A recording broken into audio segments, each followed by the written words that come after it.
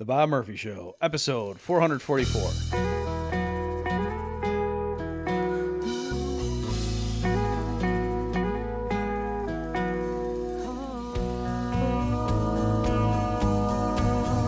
There's a tidal wave coming. What you gonna do? Get ready for another episode of The Bob Murphy Show, the podcast promoting free markets, free minds, and grateful souls.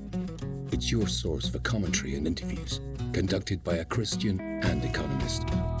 Now here's your host, Bob Murphy.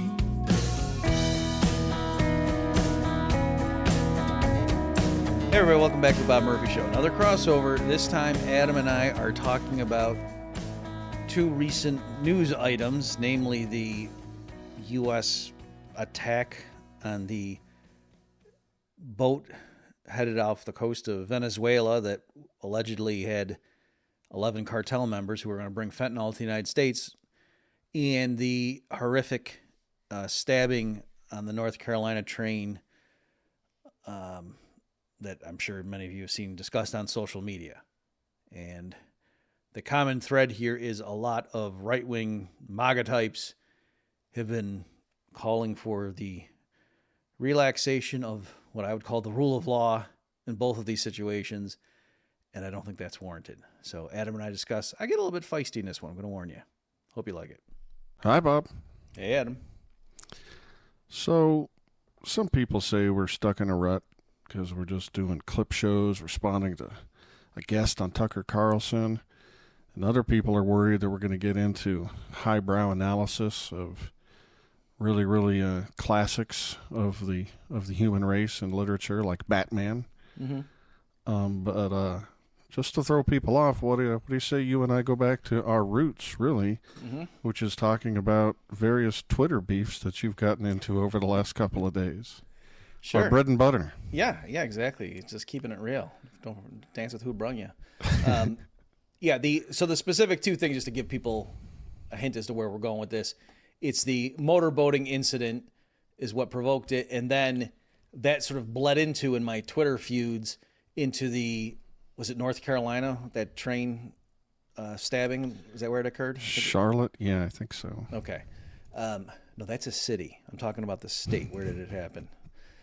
So it bled, and it'll flow. And my angst with everybody in the Trump fan club is similar in both cases. That just everything he does is great, and we've been taken out of the chin for so long. It's about time we violated some rights and committed some war crimes.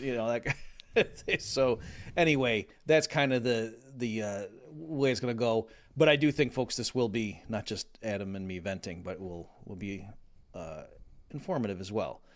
So on the motorboating incident, what's interesting, and I confess I had recently watched Glenn Greenwald's take on it, and I shared it with you, Adam, and he made a very basic point that in my battles, I had kind of just overlooked. And the way, at least the ones on Twitter that I was arguing with, and I saw, on my feed and whatnot, were defending it, it was, hey, we've got a bunch of drug smugglers, cartel members, bringing fentanyl into the United States, and the U.S. government is patrolling our border and picking them off before they can come in and poison our people.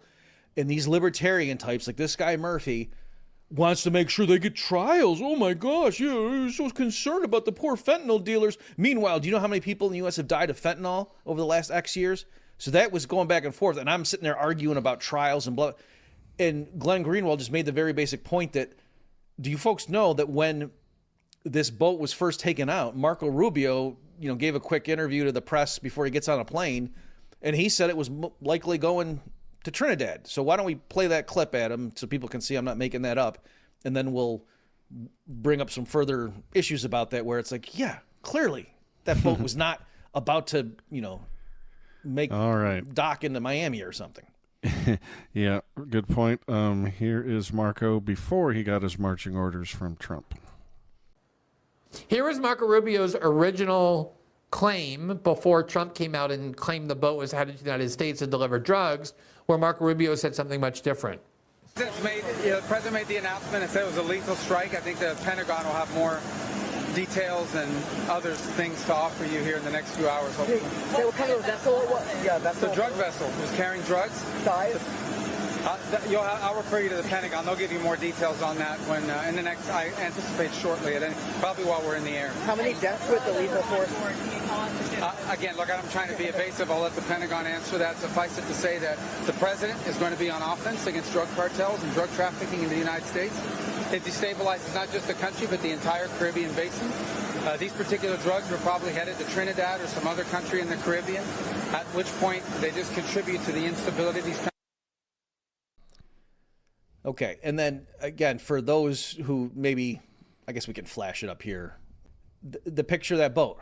And so just to point out, folks, in case you hadn't just done the math or thought about, pictured a map.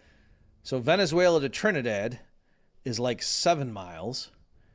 Venezuela to Port Everglades, I think, is what the AIer told me was the closest way to get to the United States. That's something like 1,774 nautical miles, which is 2,000 plus, normal conventional miles, whichever one you want to use. And so the question is, in that boat that you saw that footage of, did that look like those guys were stocked up and ready to go 1,700 plus nautical miles, or did it look like they were going to Trinidad or another little island in the Caribbean, like Marco Rubio originally said when he first was briefed on this? I think it's pretty obvious. And so I brought that up just in preparation for this discussion with you, Adam. I tweeted all that stuff out with at least an hour lead time just to see, is there something I'm missing? And it was a bunch, the few Trump people who came in to tell me I was an idiot. One said that he just told me how many people died of fentanyl in the United States. Okay. Another guy said that I was being pedantic and that the two didn't, they weren't literally contradictory. The boat could have first been going to Trinidad and then was going to, island hop and make it up to the United States. And I said, I'm not saying they didn't do that. I'm saying Trump couldn't possibly have known that, right? It's not like the satellite zoomed in and saw their itinerary because the guy had it, it'll be in Spanish too. And, I don't know if Trump speaks Spanish, right? So that's clearly not what's clearly what's happening is they took out a boat and Trump decided it would be easier to sell if I just said this was coming into the United States. And my followers aren't going to care if I just made that up, right? So that's clearly what happened. And then another, let me put one other thing too here that Glenn Greenwald brought up, and I think if you want to talk to Adam at some point, you can. You just go get a bell or something, and I'll let you. Is that you stop and think for a minute. In more recent times, when we've been talking about the scourge of fentanyl, and especially like right-wing MAGA types who want to do something about it, it's coming from China. It's that China's poisoning us, and also maybe from Mexico.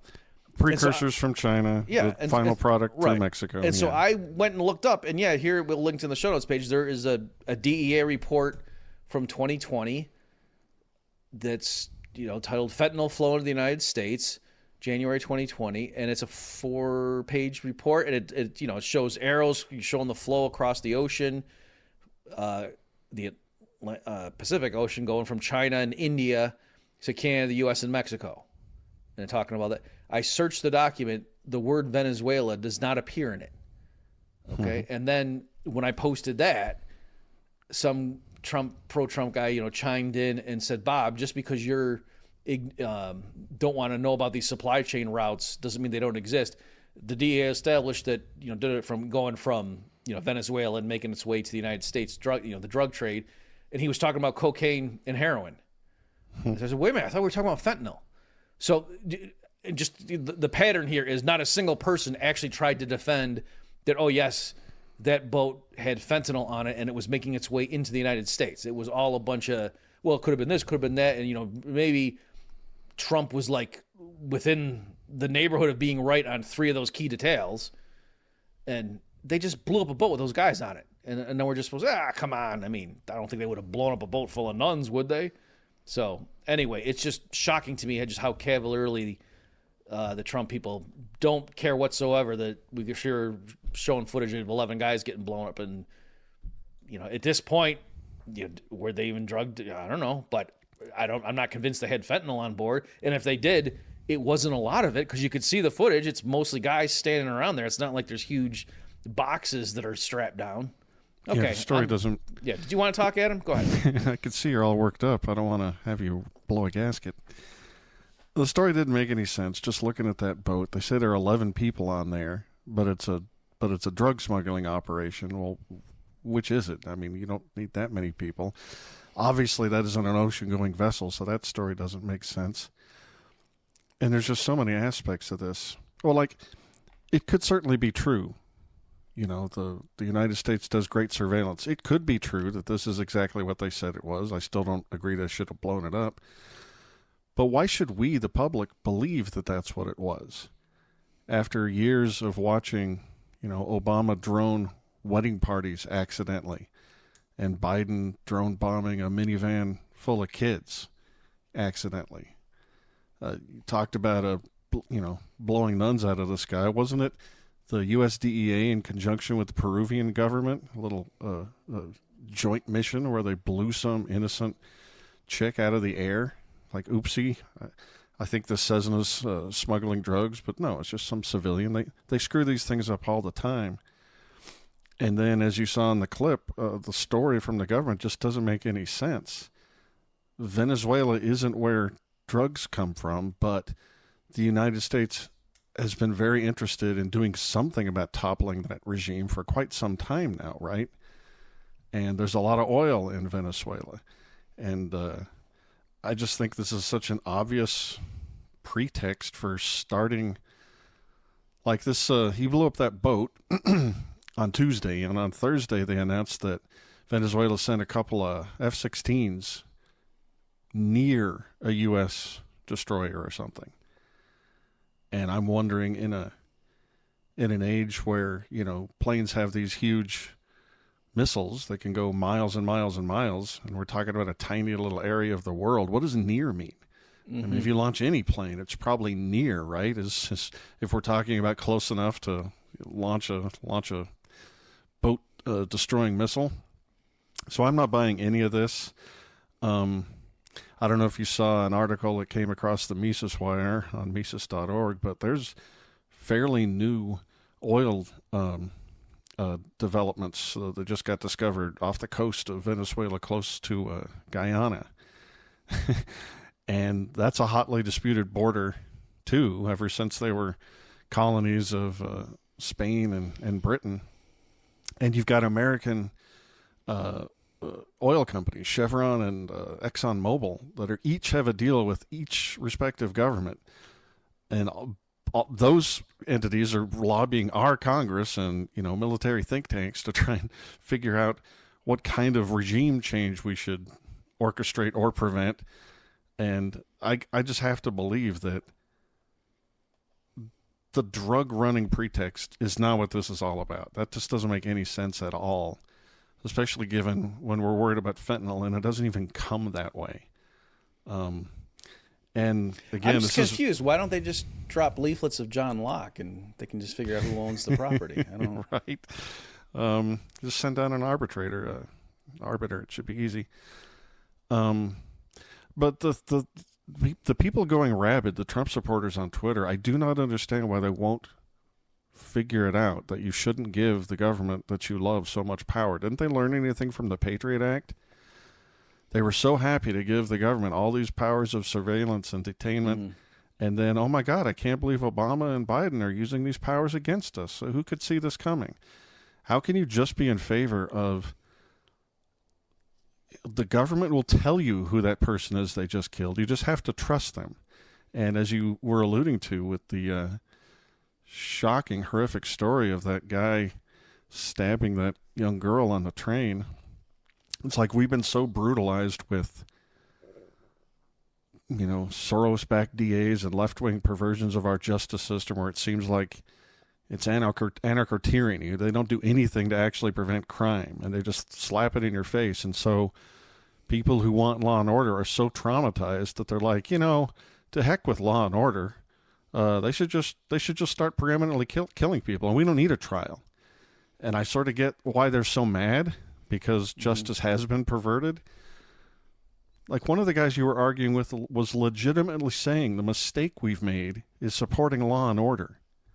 We need to do some other thing. And I don't even. I think he said the rule of law. That's right, the rule of law, even more basic. Right. You do not want to live in a society with a government this evil and corrupt and monstrous and completely abandoning the rule of law. You are going to get caught up in those gears. And it's funny, you and I were just just going over and analyzing a comic book, but this. I get the instinct for vigilante justice, and the law is corrupt, so you need a strong man to come in and do this, that, and the other. But that's just a story. That's just a piece of mythic art. You don't actually want your society run that way. You give the government the power to just kill people without a trial, or just to blow people out of the water in international waters and just say, yeah, I had a good reason. Trust me, you do not want to live in a country where that's okay. If I were Donald Trump, I would feel kind of whiplashed here. You said you wanted a billionaire to just go in and take law into his own hands and kill the bad guys. That's exactly what I did, and now you're all whining about it, you libertarians. Bruce Wayne doesn't play golf. Okay, that's true. Let me just follow up on some of the points you made there on the regime change stuff. So here, this is from what is this from? A Guardian article. The title of which was Top Biden-era Official Warns U.S. Could Stumble into, quote, Disastrous Intervention in Venezuela. U.S. military buildup and attack on alleged narco boat spark fears of protracted guerrilla war in South America. And by the way, partly, again, to emphasize, we have our warships down there near, in those waters, very provocatively. And so that's why I tried to figure out, exactly where was that boat when it was blown up. But again, if you weren't paying attention, you might have been led to believe it was just off the coast of Florida or something. And no, it wasn't. It was near Venezuela. And the articles I saw saying, the Pentagon is not coming right out and saying, exactly where it was and which vessel took it out and everything. But we know which ones are deployed in that region, and it could have been this, whatever, and this one over here, which is east of the Panama Canal and blah blah blah. So they're all down there. And anyway, this is from that Guardian article. On Wednesday, the Secretary of Defense, Pete Hegseth, told Fox News the attack was designed to send a clear message to Venezuela's authoritarian leader. Quote, the only person that should be worried is Nicolas Maduro, who is effectively a kingpin of a narco state, Hegseth said, blah, blah, blah. The military buildup in the Caribbean has left some wondering if Trump is plotting to remove Maduro from power by force. Asked if the administration was seeking regime change in Venezuela, Hegseth said that was a decision for the president, but added, we are prepared with every asset the American military has. All right, so again, it's, we have our ships down there. They've been declared, they didn't say terrorist state, right? They just declare the cartels. They have like a $50 million bounty on his head, don't they? They declared the cartels terrorists, and that was so. Like Trump is pointing to the authorization right after 9/11 to go after Al-Qaeda. And I think that's insane. In fact, did you hear what Pete Hegseth said? This is quoted in the Wall Street Journal. Quote, every boatload of any form of drug that poisons the American people is an imminent threat. That's the word they need to cling to, an imminent threat. And at the DOD, our job is to defeat imminent threats. Defense Secretary Pete Hegseth told reporters Thursday during a visit to an Army base in Georgia, quote, a drug cartel is no different than Al-Qaeda, and they will be treated as such. And I think that's just goofy. Yeah. So here's the U.S. Department of State. I agree with you. U.S. Department of State. It's got this file or whatever report on Nicolas Maduro Moros. This gives his name, date of birth. Nicolas Maduro Moros became president of Venezuela following Hugo Chavez's death in 2013. Declared victory in an election in 2018. In 2019, the National Assembly of Venezuela invoked the Venezuelan Constitution and declared that Maduro had usurped power and was not the president of Venezuela. And since 2019, more than 50 countries, including the United States, have refused to recognize him as Venezuela's head of state. And anyway, the whole point of this thing is that he's wanted, and they've given a reward of up to $50 million for him, for Maduro, right? So that's... our government is saying that we got our ships down there. Hegseth saying, well, regime changing and leaving everything on the table. And so in all that context, then, when you see that footage of blowing that thing up, and it reminds me, did you ever see, Adam, the Bill Hicks routine where is the movie Shane, where it's got Jack Palance Pick is it like up. the guns. Yeah.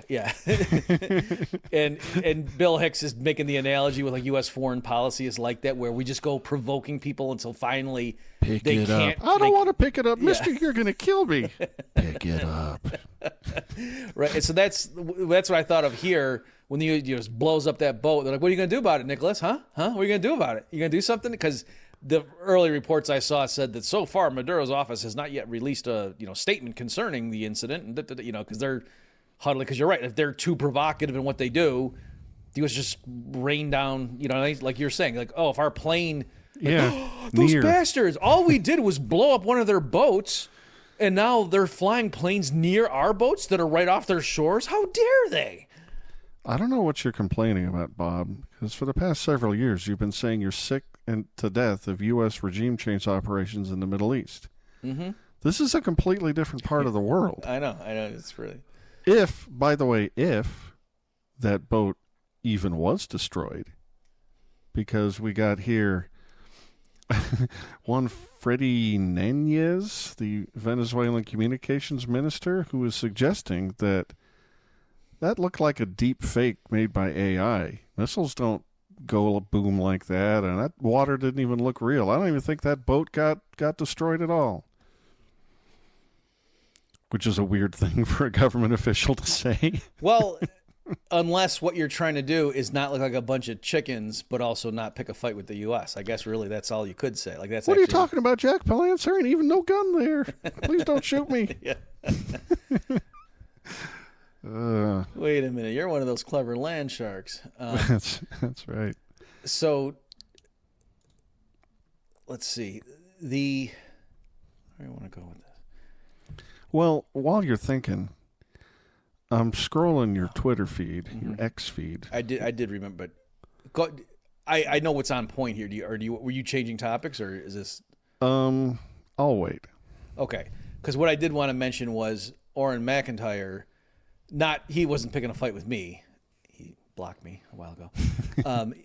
He was retweeting. Somebody was complaining, about. I think it was when somebody went up against J.D. Vance, right? And Vance, somebody, I forget who it was, but Vance said, "I don't give a poop what you call it," or something. When someone said this is arguably, what did he call it?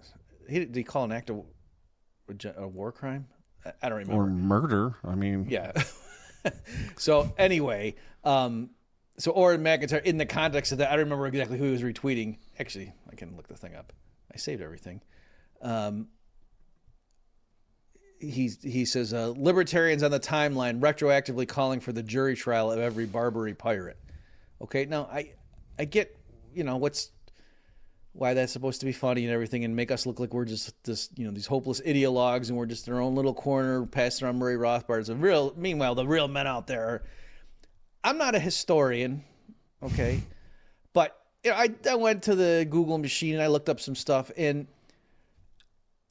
the two Barbary Wars, it was like there were actual pirates that U.S. merchants are out there getting captured, boarded and seized and kidnapped and held for ransom. And then the Americans would, in the beginning, were kind of paying some of it. Then we're like, we got to stop doing this because this is just encouraging them to capture more of our people. They would engage in negotiations with and it wasn't really working. And finally, and then at least on the second war, President Madison asked Congress for a declaration of war. Like, he didn't just go in there and start shooting. Like, he was saying to Congress, hey, as I am father of the Constitution and everything, maybe we should get a declaration of war here. So it seems to me that's kind of different that, yeah, there's pirates capturing our people and holding them prisoner, and then we eventually, after exhausting all their options, start taking those guys out militarily. That seems different from, hey, there's this boat, we're patrolling them, we have our warships in their face, we see this boat that we think might be taking drugs to some other country, and so we blew that up. That doesn't seem like the same thing to me. Piracy, smuggling, these words are complicated. Yeah, I was really surprised to see the Barbary Wars brought up because, as you say, on the one hand, you've got people, admittedly, without permission, bringing a product for sale into your country, ostensibly. Not that they even proved that in this case. They just blew the boat up. No, it's make Trinidad first. That's what we got to take our word for it. But piracy is piracy. That's a completely different thing. I mean, are they honestly, are they so whipped up into this anti-drug frenzy that they think boarding ships and stealing people and demanding tribute is the same thing as trying to sell an illicit product without permission? It's not. And if you want to stop all these deaths from fentanyl and whatnot, we've discussed this before, you just legalize all drugs immediately. Tylenol and Bayer are never going to have fentanyl in their product. And doesn't matter how many of these boats you destroy. Again, I think this is just a pretense to try and do a regime change. But drugs flow liberally. It doesn't really matter what you do about it. Yeah. If you want the product to be not lethal, then quit forcing it into a black market where the consumer doesn't have the slightest idea what they're getting. And all the other evils of destabilizing your own morality by imposing a police state on top of a activity that's between two peaceful people.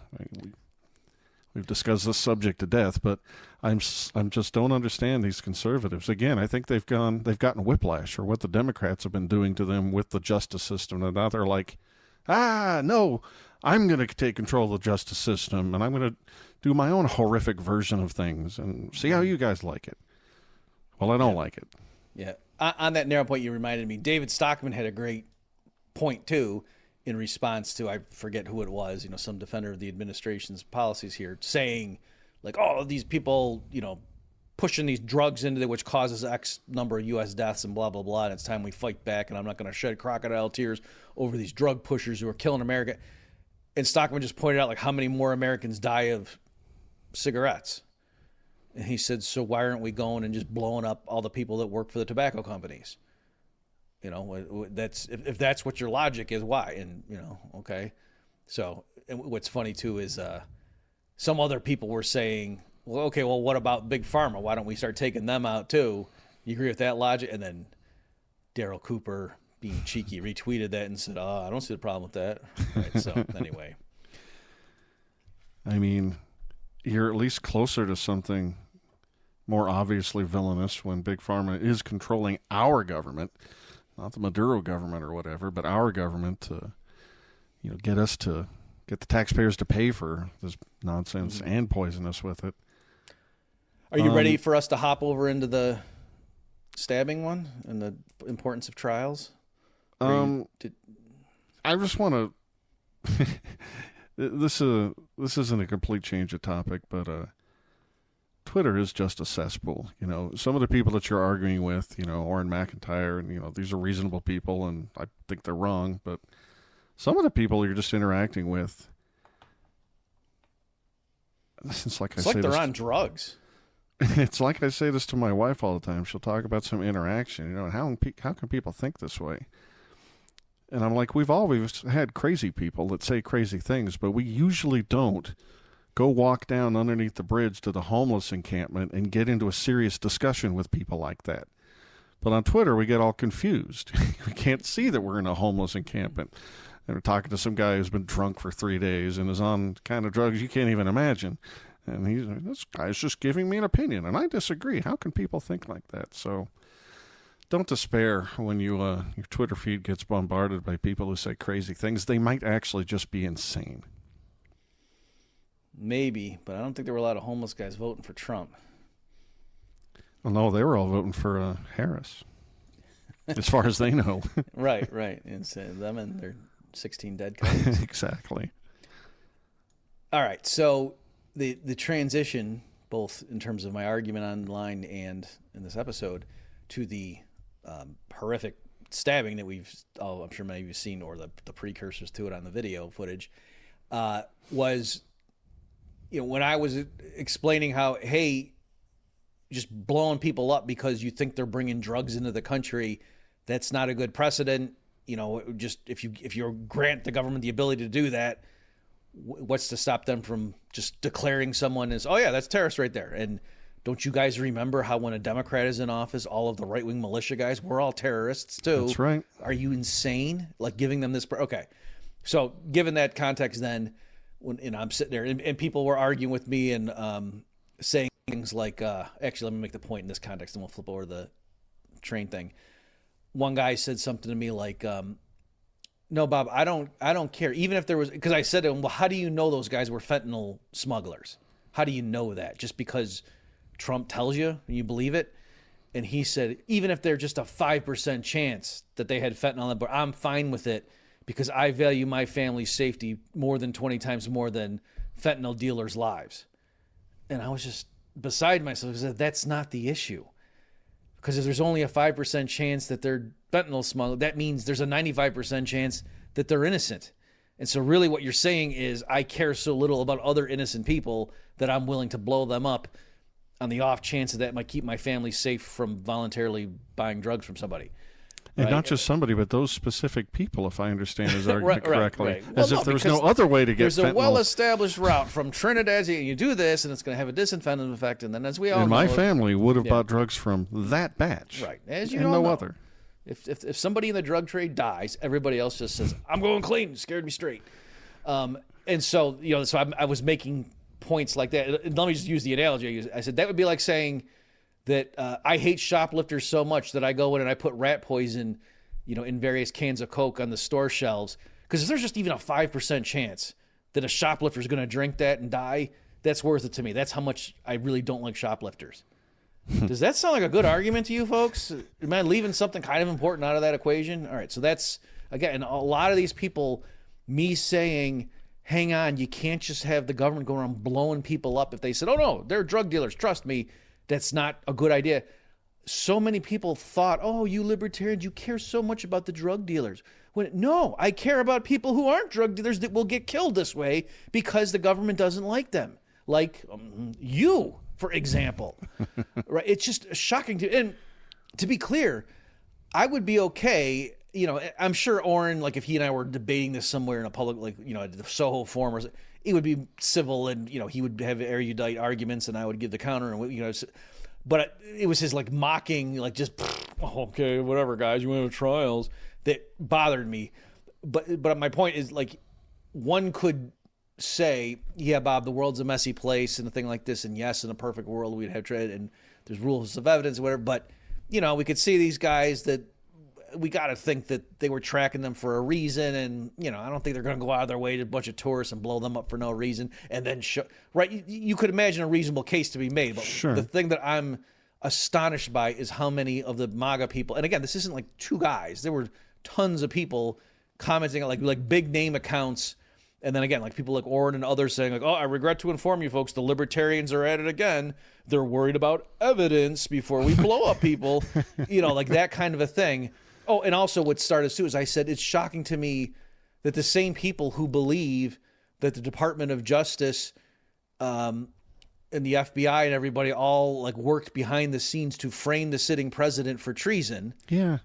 Are also the exact same people who are like, oh, yeah, I mean, if the government says they're drug dealers from Venezuela and they're going to hurt Americans, you can kill them. I mean, they wouldn't lie about something Remember like that. when the government told us about COVID and vaccines and the truth therein? Yeah. So another that's argument. Go ahead. But again, my point was, if you're thinking about it in terms of, oh, yeah, there's a trade-off. It's like society's concern for the criminals versus its concern for the law-abiding. No, that's not why you have trials. It's not because we're soft on criminals. Another example I use, I'm sorry, I don't want to lose the thread, was if the government says, hey, this guy over here, he's a serial killer, we're going to give him the electric chair, and I say, whoa, you got to have a trial first. It's not because I'm soft on serial killing. It's not that, come on, don't we all serial kill sometimes? That's not why you do that. It's because I'm afraid of the government lying. I'm tough on government liars and murderers. That's the issue. Okay, sorry. Yeah, these people are clearly triggered by libertarians, and it's making them say crazy things. I mean, maybe they're homeless or drunk. But two people... In this economy, am I right? Hey, two people, at least, in two different spots, said something crazy like, yeah, that's how we got into this horrible mess in this country with so many people being addicted to drugs and dying from fentanyl. Because we listened to those libertarians who let drugs get admitted into their anarcho-capitalist utopia. What? Have we been secretly running this government for the last 50 years and we turned it into Ancapistan? And I'm the one who's drugged out and I didn't recognize it. I thought this was a police state. Right. What? We're to blame because we turned this into a anarcho-capitalist wonderland? What? It was like during the rounds of QE when, I kid you not, folks, somebody complained that the reason the Fed was timid was because of Ron Paul. It was Ron Paul's fault that we were still stuck with a sluggish economy as of like 2013 because the Fed was afraid to inflate because of Ron Paul and his ilk. And Fed Chair Ron Paul. I remember that era. That was great. Yeah, right. Remember when Bernanke would often cite Ron Paul and say, I wanted to buy more mortgage-backed securities, but Dr. Paul said no. It's like Schrodinger's libertarian, right? On the one hand, we're completely impotent. Useless, You dorks, go sit in the corner and read your treatises while the adults in the room are going to go set policy and capital gains tax rates over here. And then on the other hand, anytime something's bad, it's damn libertarians making us abide by the rule of law and other stupid procedural issues. Just why don't you let us get tough and show these criminals who's boss. Jury of your peers. Whatever, pinko commie libertarian. Folks, let's take a break from the action for this important announcement. If you care about your liberty and your financial freedom, you need to hear this. From October 10th through 12th, Mikkel Thorup, host of the Expat Money Show, who's been a guest on this program, is bringing together top experts from around the world for the Expat Money Online Summit, and it's completely free to attend. You'll learn how to legally protect your wealth, secure second residencies and citizenships, reduce your tax burden, and own property abroad, all to safeguard your freedom. This year's focus is Latin America, where opportunity is booming. Argentina is shifting to free markets. And as an aside, word on the street is that Milei recently told his top lieutenants that they should go read my booklet, Chaos Theory. True story. That really happened. El Salvador is undergoing a dramatic transformation, and Panama and Paraguay are offering simple residency programs. A Plan B is no longer optional. It's essential. So reserve your free ticket at expatmoneysummit.com. That's expatmoneysummit.com. expatmoneysummit.com for your free ticket. Do it today. Let's get back to the show now. I have two bizarre theories I heard on the interwebs about the horrifying murder of that lady on the train. The first is sort of a media psyop sort of a theory. Like when St. George Floyd was murdered by the cops or killed, depending on how you interpret that event, the public saw every gruesome detail of it, all 8 minutes and 40 whatever seconds and ad nauseum. And in this one, we got to see the video kind of, but it was, the gruesome part was edited out. And the theory was that you were fine ginning up people's hostility and emotional rage when it was white cop, black victim, but you didn't want to gin up that hostility when it's a black guy and a little white girl. Mm-hmm. And so, that's the first theory I heard. I just want to run it past you and see if any part of that stands up. I mean, that's unequivocally true. And I guess the issue would just be what would be what's the benign explanation versus the cynical one? But I mean, I think that's like, how could anybody possibly deny that? Yeah, of course they're not going to play that. And it would, I suppose if I'm a liberal, progressive person trying to defend those two decisions, I would say something like, well, there's a history of racism and the, violence of the powerful against the powerless minorities. And so that's why, police brutality is a thing that we need to address with systemic racism, and to show that, to showcase that's why it was important for people to see whereas, random petty crime, or not petty, but random crime that's, that's the thing. And it's illegal, and, nobody is celebrating murders the way that people defend the police. And so therefore that's why we don't want to just, provoke backlash against innocent black people or something. Whereas nobody really thought that, there would be riots and, targeted attacks against police officers if we showed the George Floyd thing. Like, I guess they would say something like that. But to answer your question, I'm saying it's not a crazy theory. I think everybody would have to agree that, yes, that is what happened in both cases, and that's even why. But then if you pushed it for a meta, but why, they might say something like I just said. Well, let's push it even further for a meta why, because the second crazy theory You just committed a slight breach of etiquette and skipped the why and went right for the throat. I never took a Miss Manners class. I wouldn't even mention this, except it was from this wasn't a homeless person. It's a big influential account. I don't want to say who. It doesn't really matter. But this theory pointed to the dramatic weirdness of it and the lack of the kill seconds and the timing. And this person said, I think this whole thing was AI generated. This attack didn't even occur. Nobody got killed. But we're just trying to gin up a little race hatred to distract us from Epstein and maybe whatever's going on in Venezuela and you name it. If it had been on a boat with water that looked weird, that would even... Okay, that one I'm more... I don't mean I'm saying I think that's true, but I'm saying that one seems more plausible. Well, the first one I did say was true. But this one I'm saying, I get the angle there and why you're saying that's kind of weird, right? But is it... So let me just say this.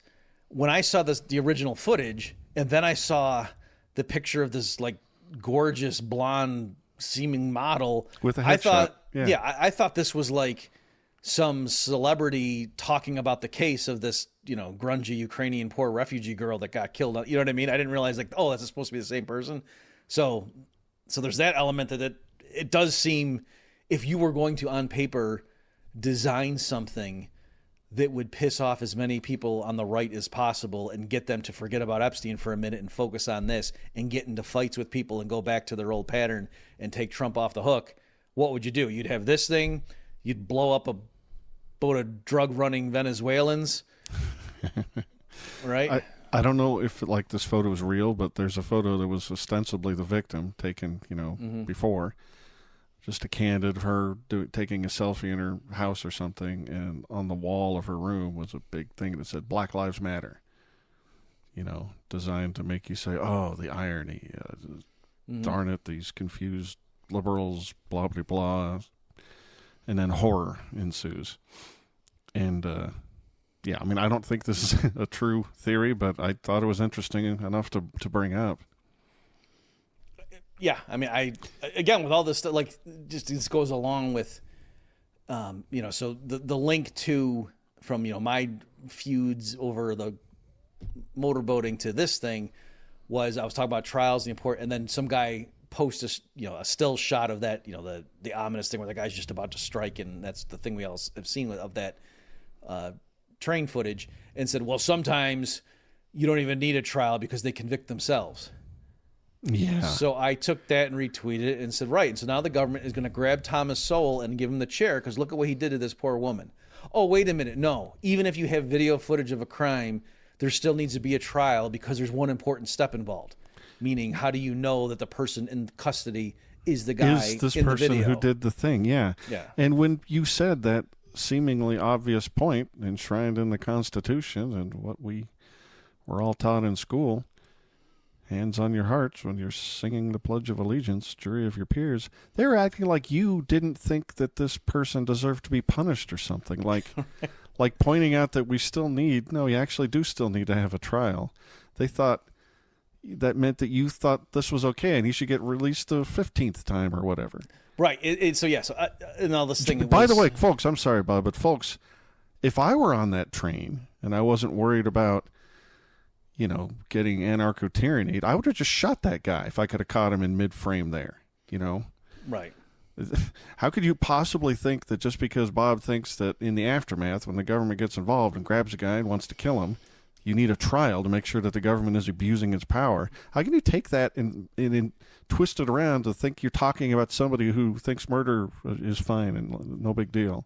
Right. And leniency. And that's what I was clarifying because right, like amongst other points, lots of people were saying stuff like, Bob, this guy got his due process 14 previous times.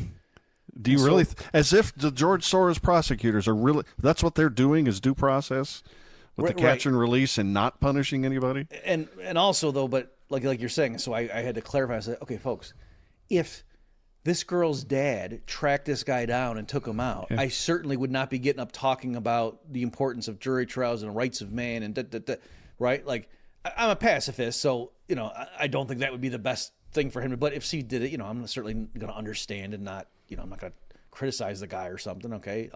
So that's one thing, right? And that's the issue. Like, a lot of people, I think, we're starting from the understandable premise that, no, a guy does that, he should not be allowed to continue to live. And then they went to, and that's why, in a case like this, we don't need a trial to take him out. And I said, wait a minute. And then they said, because look at what happened. He was let out 14. Right. So you're saying, hey, because we can't trust this government right now, when they catch criminals, they just keep letting them out, knowing full well some of them are going to go kill other people, and they don't care. You know what? We've had enough of this behavior. From now on, just grab someone and execute them. But just tell us they're a bad person first. Okay, because we're sick of these shenanigans of you letting out criminals. So just please now go ahead and kill people without trials. That doesn't make any sense, everybody. No. And then one guy in response, no, Bob, we're not talking about this government to let him out. We're talking about putting in new people. I was like, okay, so when you put in the new people, have them have trials. And if a guy's found guilty of murdering someone on the train, which should be an open and shut case because you got the video, after the trial, you can give him the electric chair. Okay, this new government that you're going to install. That's going to be all people you trust and who wouldn't lie about where a boat was going after they just blew up 11 people. Who would do that? I agree. It doesn't make any sense. These arguments are goofy and they are calling for policies I swear they don't really want. They're just saying it. But to give them a little emotional support, I do get the feeling of whiplash. Like I was saying before, these people just feel like the justice system is completely perverted against them and in favor of psychopathic criminals. And so they're really, really mad, and it's making them say dumb things. But I get being mad. If you live in one of these big cities, it's like we say all the time, the police are going to come for you if you try and stand up for yourself, and they're just going to give these criminals a slap on the wrist. I mean, they literally made stealing up to $1,000 a misdemeanor in California or San Francisco or whatever it was. And I get being annoyed by that and driving you into a rage, the kind of rage that will make you call for a strongman. But you don't. You're wrong. You don't really want the strongman. You actually want the rule of law imposed in the way it hasn't been in the last 15 years or whatever. Yeah, I mean, suppose you were, this part of this cabal of the New World Order or whatever, you're working for the Rockefellers or something 60 years ago, and you're trying to plan step by step, how could we get Americans to reach a point where, as we get new technology, to just have drones flying around, and if anybody steps out of line, it just shoots a missile and blows them up, and that nobody cares about that. A combination of apathy and just fear that, well, geez, if it gets to that point, it's sort of self-reinforcing, because then if anyone does try to object to that system, we just take them out too. How could you get them there? Clearly, what you would do is not enforce standard laws and just get everyone to demand, hey, we need, we need to have lockdowns. We need to have, what do you call that? Police state, curfews and stuff like that. Yeah. Like that's what we need. Martial law, right? That's how you would get them there. And so you're just going along, whether this is part of the plan or not. I'm spiritual, as you know, Adam, so I could say that, yeah, there's a sense in which this is part of Satan's grand plan, and whether the humans involved think this is what they're doing. But yeah, that's how you would get there. And so what's one of the necessary components is a bunch of people who should know better would say, yeah, okay, we're going to give up our liberties in exchange for promises of security, because right now everything is so chaotic because of how awful the people in power have been. And yeah, I understand and that's what I mean too, that I understand the impulse. Like, for example, like you say, if somebody's on the thing and the guy just took out the guy instead of tackling him and trying to wait for the police to get there or something, like if a mob said, no, if the police come and arrest this guy, there's going to get, the International Human Rights Commission is going to come in and do a pro bono defense, and the judge is going to be some liberal pansy. He's going to let him out, and he's going to do it again. So and they just, mob vigilante justice and to take the guy out. I would understand that. And, again, I would say as a pacifist and a Christian, that's not what you want to be doing. You don't want to teach your kids to act like that, but I would get it. And I wouldn't sit there and go on for 3 days on Twitter about these reprehensible people, these bloodthirsty savage. I wouldn't talk like that. I would get it. But that's not what these people are calling for, right? And it was weird, too. I don't know if you saw it, but some of the people were, when I was saying, no, the government can't just kill this guy without having a trial, and they were like, oh, so if a cop was there and saw him and could stop him, you're saying he shouldn't shoot him just to prevent him? I was like, how are you getting that? No. and I thought I was contradicting myself. I was like, no, because if you're there watching the guy, you know you got the right guy. He's the guy. Whereas if you just see a video of him and there's some other guy now that you're strapped to the electric chair, how do you know it's that guy? Is it, do they tell the executioner? Watch this video like a good 3 times before you give this guy the juice, because we want to make sure it's the right guy that we got here. I mean, and what if he says, no, I was in Phoenix. I have 30 people. Like, should there be any kind of procedure, if you're not going to have a trial by which the person, if he could offer pretty good, compelling evidence to show you got the wrong guy. Right? And so then some people were like, well, all right, you're going to have a trial, but then you got to execute him really fast. It's going to be a short trial. Right. A speedy trial is actually one of the things that you're guaranteed in this country.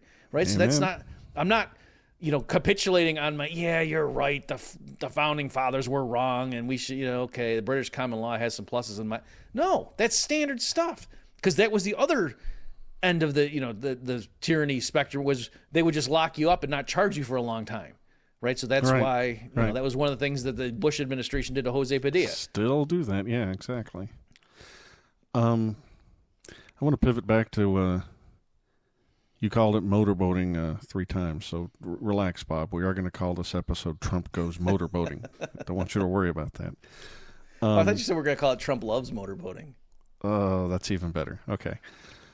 But there's a reason we're pairing these 2 incidents together, because in the public mind, again, they got these people, these Trump supporters, by and large, just emotionally traumatized into supporting the government, just killing people on their say-so, telling you what's happened. And I think it was in that Glenn Greenwald video you shared, where Trump shared a video of these, we don't know who they are, in a desert, standing in a rough oval.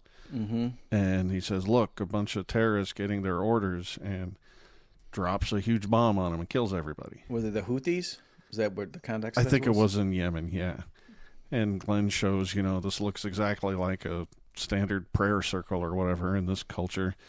And I don't know this culture. I can't evaluate any of these claims, but we have the government's say-so about what that stupid motorboat was.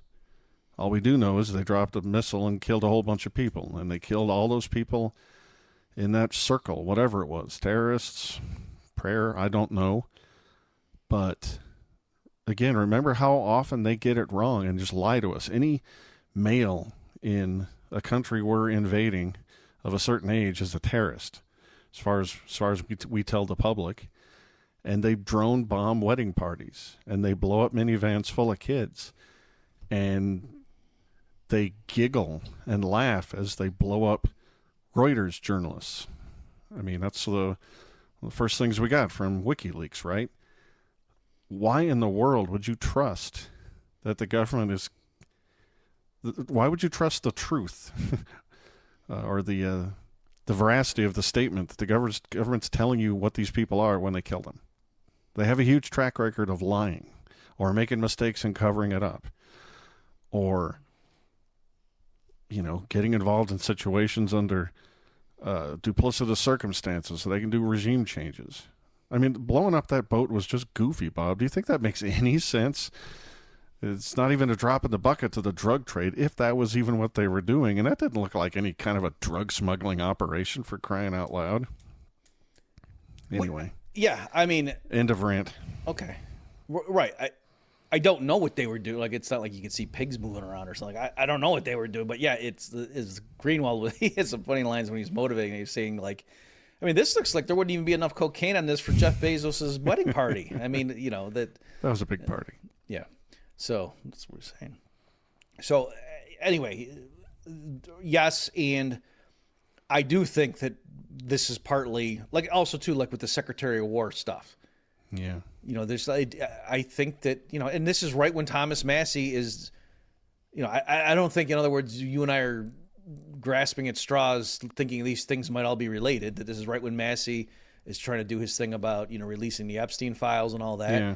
And yeah, I think the Trump administration says we need to change the conversation. Change the subject, yeah. And, that whether it was AI generated or real, who can say?